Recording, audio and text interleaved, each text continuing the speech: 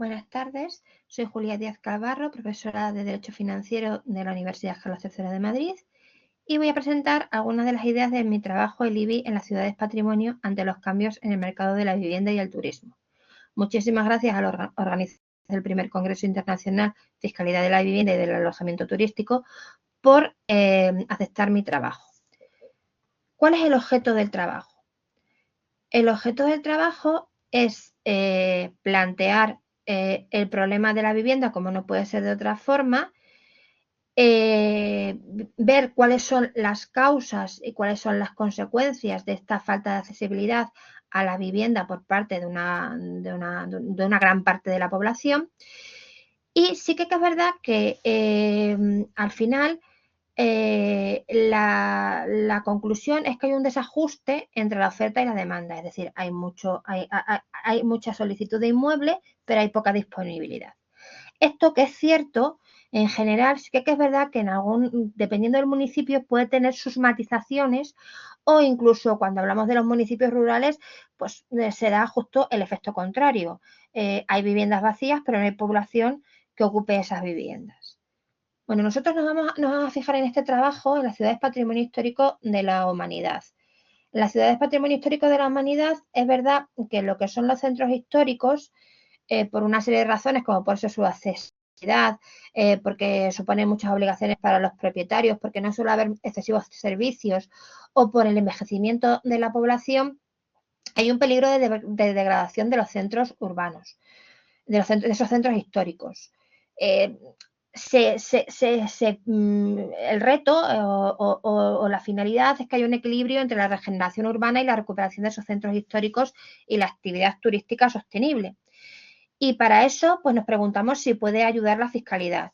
Es decir, si por una parte la fiscalidad puede hacer que esos vecinos vuelvan a ocupar esas viviendas vacías, o si por el contrario algunas ideas que a lo mejor no han sido excesivamente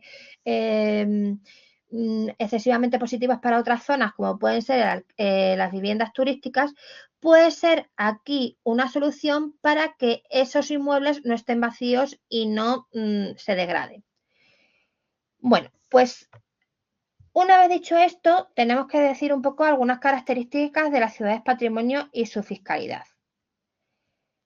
Por una parte, tenemos que decir que el reconocimiento y protección de las ciudades patrimonio supone que esas ciudades estén en el mundo y que, por tanto, bueno, sean un foco de atracción de visitantes. Pero también tenemos que tener en cuenta que hay una obligación para los ayuntamientos y los propietarios de los inmuebles que está dentro de esas zonas de protección. Tanto los ayuntamientos como los propietarios de los inmuebles tienen la obligación de mantener, conservar y restaurar esos inmuebles.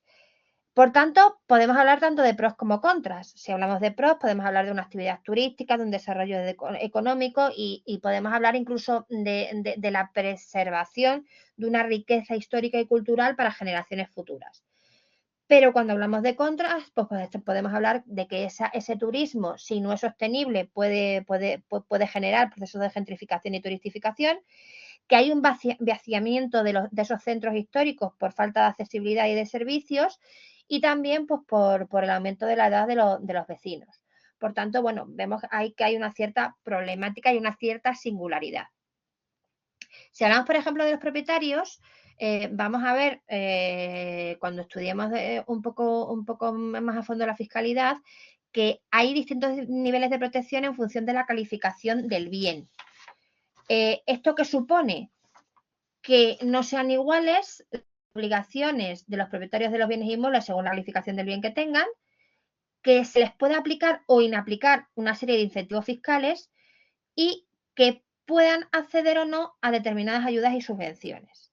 Y cuando estamos hablando, por ejemplo, de los ayuntamientos, estamos hablando de que esa obligación de conservación y de mantenimiento y de regeneración supone unos costes que no tienen otros municipios. Por tanto, por eso piden un régimen específico o el desarrollo de una serie de incentivos fiscales específicos para estas ciudades. Esta idea tiene tantas voces a favor como voces en contra, lógicamente, pero sí que es verdad que hay un aumento del coste de los ayuntamientos que además todavía se amplía por la disminución en la recaudación ante los incentivos fiscales que tienen que aplicar por tener bienes de protección patrimonial histórico-artística. Bueno, la principal norma a la que tenemos que apoyarnos es la Ley 16/1985 de 25 de junio de Patrimonio Histórico Español.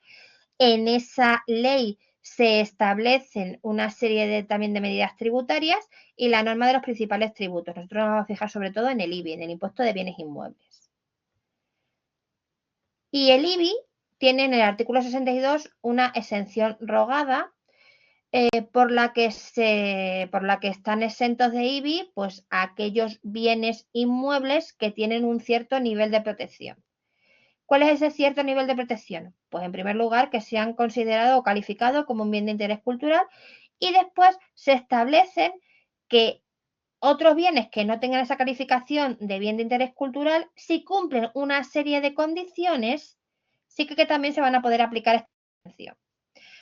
Hay una excepción para los inmuebles que estén afectos a explotaciones económicas, excepto que les sea de aplicación algún supuesto de la ley de mecenazgo, y estamos, por supuesto, hablando de una exención con finalidad extrafiscal, porque lo que pretende es garantizar la protección y conservación de los bienes inmuebles que están integrados en el patrimonio histórico español.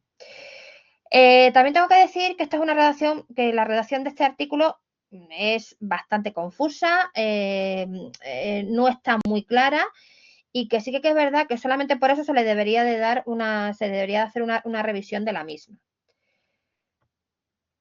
Aparte de eso, tenemos dos bonificaciones potestativas, el artículo 74.2 ter y quater de refundido de la Ley Reguladora de las Haciendas Locales, que como su propio nombre indica son decisión del ayuntamiento, puesto que son potestativas, y aquí tenemos dos posibilidades.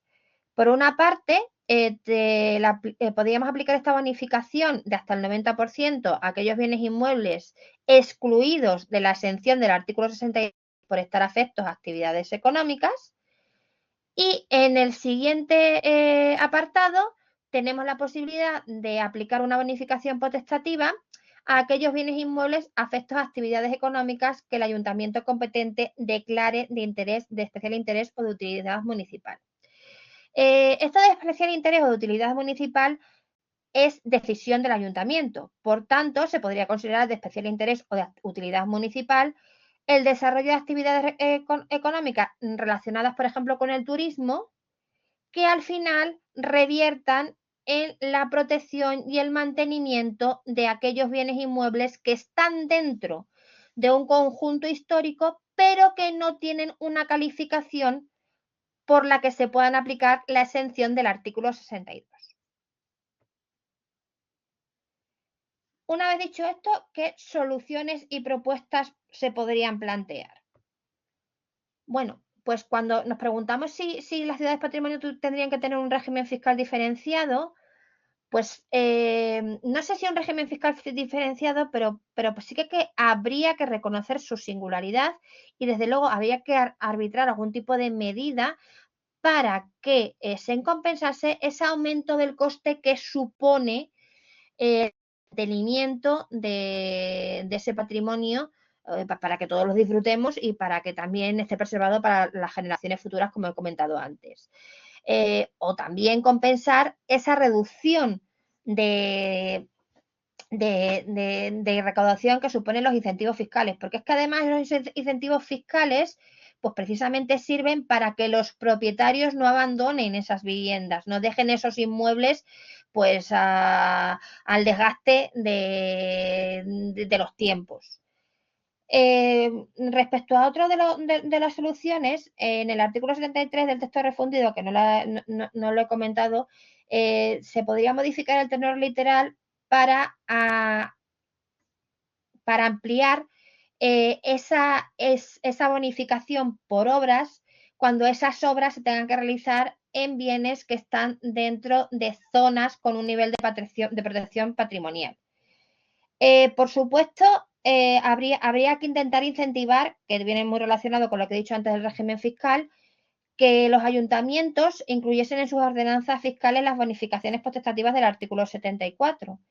Y ya en general, yo creo, porque esto es un ejemplo, pero que podríamos hablar de otro tipo de municipios, que los ayuntamientos necesitan mayor margen de maniobra en el texto refundido de la reguladora de las haciendas locales y para que se singularicen las distintas realidades y para que efectivamente los entes locales puedan, dentro de lo que es el texto refundido de la ley reguladora de las haciendas locales, poder aplicar los tributos locales a la realidad de sus municipios.